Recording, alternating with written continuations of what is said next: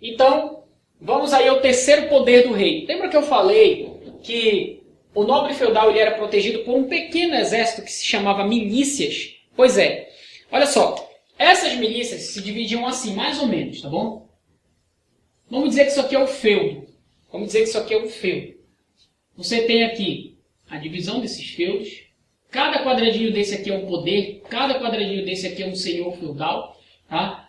Esse feudo aqui, ele tinha uma autonomia. Você sabe disso, você estuda isso lá na Idade Média. Ele tem uma autonomia em relação ao segundo quadrado. E o segundo tem uma autonomia em relação ao primeiro e ao terceiro. Então, eles eram autônomos. Não vai te esquecer disso. Aí, quem mandava aqui não mandava aqui. Quem mandava aqui no quadro 1 não mandava no quadro 2. E assim sucessivamente, certo? Então, cada quadradinho desse aí, cada pequeno feudo desse, tinha um pequeno exército que comandava. Tinha uma milícia. E essa milícia girava em torno de 250 a 300 homens. Eu não estou falando no total, são 300 homens. Não. Eu estou falando que é 250 a 300 homens num quadradinho desse aqui. É muita gente dentro dessas terras aí. Então, essas milícias aqui, elas vão perceber que o Senhor, ele já não tem mais um poder sobre elas. Certo? O Senhor não tem mais esse poder. Então, o que vai acontecer? Agora, eles vão lutar não mais por um senhor feudal. Eles vão lutar por um homem só, o rei. É nesse momento aqui que, inclusive, deixa eu pegar aqui o apagador, inclusive os estados nacionais, os territórios, eles deixam de ser de fato feudo. Vou apagar aqui. Acontece isso aqui, ó. Fazer de novo. Quadrado. Ao invés do quadrado, vai ficar assim, um quadradão, grandão. Você vai chamar de gleba, inclusive. Tá? Dentro desses quadrados, dentro desse território, que era todo dividido, tinha também estradas que ligavam, certo? Um feudo ao outro. Estradas que ligavam um território ao outro para facilitar, inclusive, viagem, aquelas produções que poderiam ser levadas para as cidades, enfim. Então ficava assim. Acabou a divisão fronteiriça de um feudo territorial para outro. Agora tudo é um estado só. Tá? Tudo é um território só. Mas acabou as fronteiras, mas continuaram aí as estradas. E isso vai ser bom. Para quem? É agora que vem a burguesia. A burguesia vai se beneficiar disso. Porque quando a burguesia ela ia para um feudo comercializar, por exemplo, o que a gente via? A gente via a entrada da burguesia no feudo já era cobrada, é uma cultura de impostos igual a nossa aqui no Brasil, já era cobrada, era chamada de pedágio, certo? Eles cobravam um determinado pedágio. Para comercializar lá dentro, eles não poderiam comercializar para não ter embate com os produtos dos senhores feudais. Então, o que era feito? O que era cobrado? Além do pedágio, você tem ali uma espécie de cobrança de ICM, Imposto de Circulação de Mercadoria, desse burguês. E aí, quando ele saía do feudo, ele tinha que pagar um outro pedágio. Tá? E como era uma divisão ideológica ali, uma divisão fronteiriça, né? Às vezes tinha uma linha imaginária, saía de um feudo, entrava no outro, entrou no outro, tem que pagar o pedágio de novo. Então olha só de imposto que eu estou falando. Chegava lá, podia comercializar? Não. ICM, Imposto de Circulação de Mercadoria. Só que, aqui é importante uma coisa, o que valia no território A não valia no território B. Exemplo, moeda. Quando existia moeda entre os feudos, nos feudos, as moedas elas não valiam no território total. Elas valiam somente em um feudo. Tá? Então, quando há o surgimento do rei aqui, quando ele unifica isso aqui, ele também vai unificar a moeda. Ele também vai unificar as moedas. Peso, medida também vai ser unificado. Léguas, pés, milhas, tudo isso vai ser unificado. A moeda, se for o território da Inglaterra, a moeda é a libra. Se for o território da Alemanha, a moeda é o marco. Se for o território da França, a moeda é o franco. Então, todas essas moedas vão ser unificadas dentro desses assim chamados estados, que daqui a pouco serão os estados nacionais. Então, eu tenho aqui o poder político do rei, eu tenho o poder econômico, e agora, como as milícias já percebem que não tem mais aquela mão de ferro do nobre feudal, então as milícias vão passar a obedecer o rei. O rei vai uniformizar essas milícias. O rei vai dar armas para essas milícias. O rei vai fazer com que essas milícias lute por ele e pela bandeira dele. Tá? E lógico, para sustentar o poder político e o poder econômico, não te esquece que as guerras elas lutam por uma questão política e também, obviamente, por uma questão econômica. O rei vai precisar, para sustentar isso aí, vai precisar de um exército. Então aquelas milícias de feudo a feudo, de 300 homens por feudo, o rei ele vai unificar tudo em um exército só. Nesse caso, além do poder político, além do poder econômico, o rei também vai ter agora o poder militar. Vou colocar aqui. Pronto. Poder militar. Então tá aí. A gente está dando os poderes para o rei. Porém, nós temos aqui quantos personagens? O nobre feudal, o rei e a burguesia. E como a gente está falando de Idade Média, está faltando aí um personagem central. Inclusive, o personagem esse que estava aqui, ó. O que vai promover essa ideia de 4 cavaleiros do Apocalipse, que é a igreja. A igreja ela tinha uma determinada aliança com a nobreza feudal, porque o nobre feudal dependia da nobreza, o nobre feudal dependia da igreja em relação ao espiritual. Tá? Em relação ao espiritual. Como em relação ao espiritual? É básico. O nobre ia se confessar, todo e qualquer feudo tinha, inclusive, uma igrejinha de pedra. Tá? Quando você vai, por exemplo, na Europa, que você viaja pelos campos europeus lá mais abertos, você tem ruínas, inclusive, de pedras que eram antigas igrejas que participavam, que faziam parte ali dos feudos. Tá bom? Então, você tem aqui a igreja como um papel central, e a igreja ela tinha essa dependência da nobreza. Dependência é como? A nobreza ia se confessar com a igreja, exemplo, ela ia se confessar com a igreja e dizia que ela estava cometendo adultério.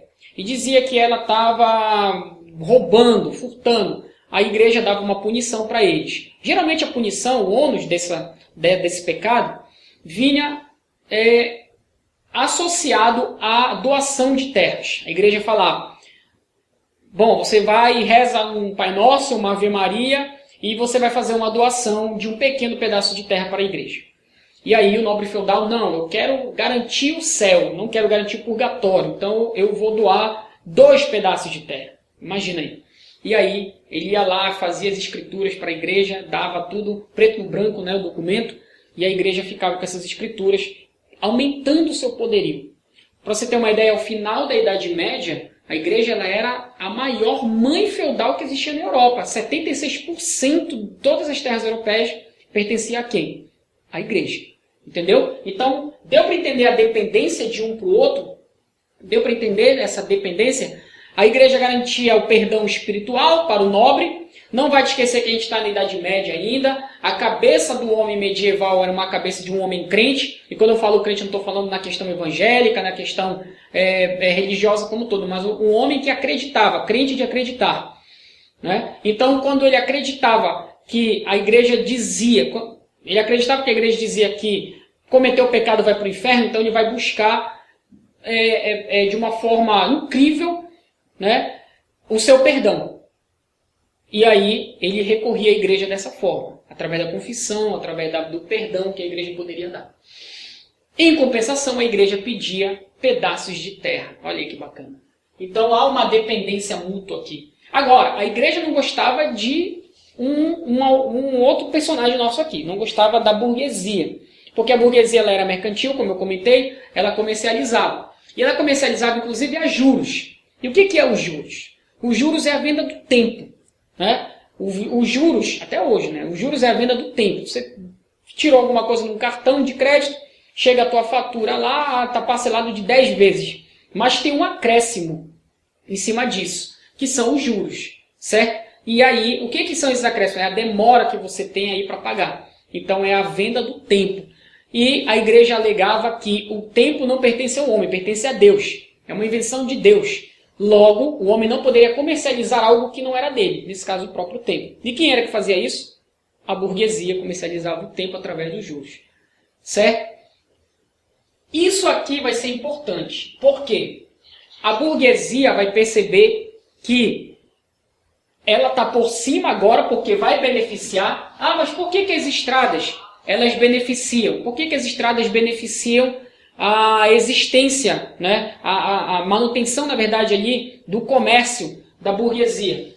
Ela vai beneficiar porque antes tinham vários feudos, como eu comentei, e a burguesia, ela o tempo todo estava pagando imposto. Para entrar, para sair, para vender, para comercializar, para circular, enfim. O tempo todo. Então, agora, com um território só e várias estradas, vai melhorar. Porque eu não vou pagar vários, vou pagar só um imposto. Certo? E pagando só um imposto, a minha mercadoria, ela fica melhor. Porque eu não vou botar acréscimo, então eu posso vender mais. O que é interessante. Então, a burguesia vai se beneficiar por causa disso. E melhor ainda, as estradas elas não serão perigosas.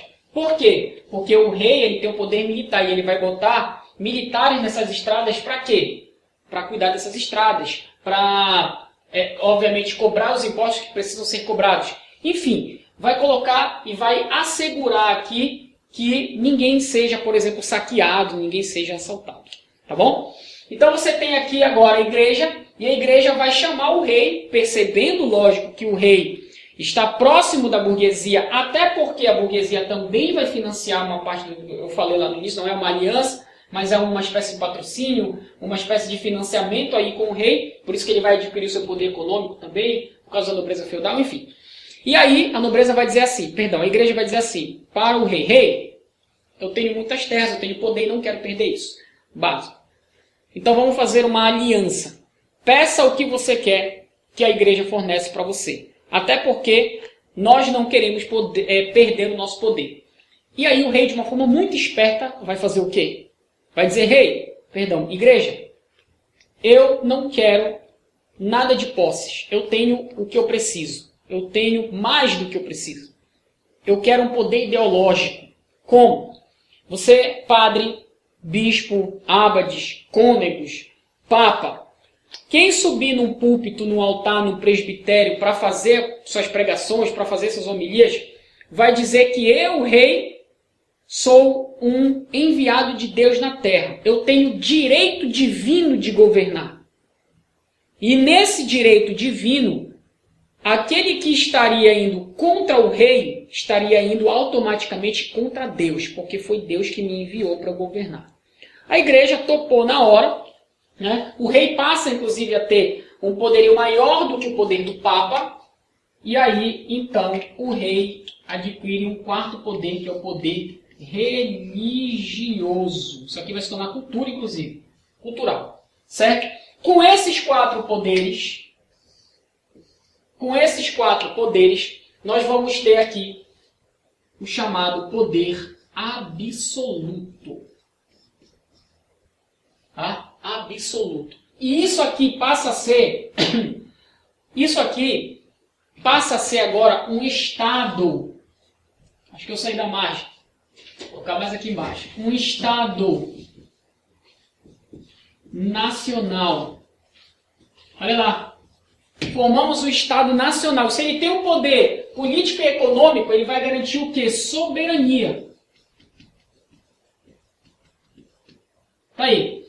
Então agora o rei passa a ser absoluto. Daí é nossa próxima aula, nosso próximo módulo.